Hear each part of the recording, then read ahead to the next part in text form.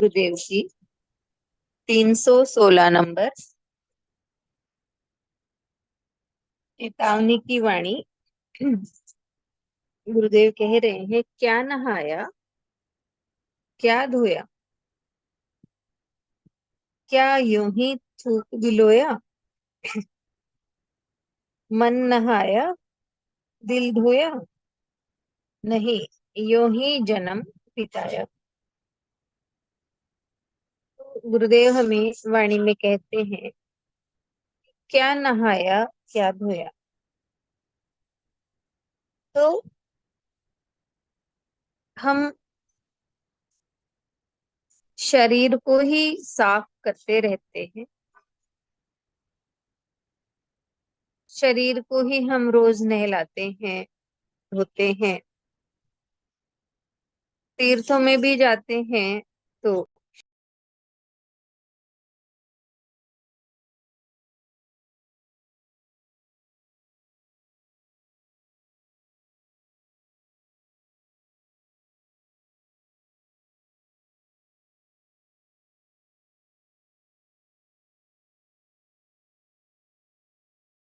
पूरे जीवन मनुष्य यही करता है, शरीर को नहलाता है, शरीर को धोता है। क्या यूं ही थूक बिलोया और यूं ही भगवान का नाम लेता रहता है, मौखिक नाम लेता रहता है भगवान का। थूक बिलोना यानी केवल बातें करना भगवान के बारे में, तो उससे कुछ नहीं हासिल हो सकता। क्योंकि भगवान की प्राप्ति के लिए तो मन का नहाना जरूरी है, मन का शुद्ध होना जरूरी है।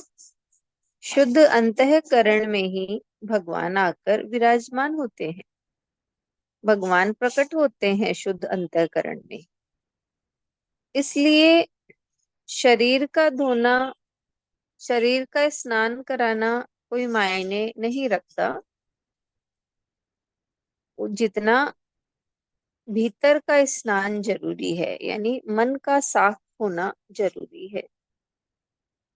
तो मन को नहलाने के लिए क्या चाहिए? मन को नहलाने के लिए संतों की वाणी चाहिए। संतों की वाणी के जल से ही ये मन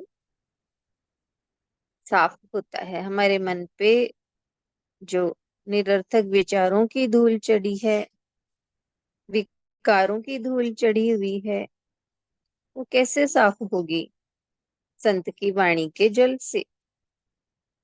और वो जल मिलता है जब हम गुरु के पास आते हैं, तो उसी से ही हमारा मन सुन सुनकर गुरु की वाणी, मन का मैल धुलने लगेगा।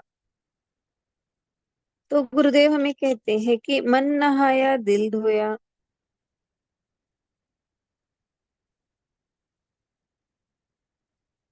तो मन हमारा संतों की वाणी से साफ होता है, हमारा दिल स्वच्छ होता चला जाता है। नहीं तो हमने अपना ये जो जीवन है, इसकी अवधि जो है, वो यूं ही व्यर्थ खो देते हैं। हम ना शरीर को नहला रहे हैं, मन को नहीं नहलाते। हम कपड़े धोते हैं लेकिन दिल को नहीं धोते, और केवल भगवान के बारे में ऐसे ही बातें करके जीवन को वृथा खोते चले जाते हैं।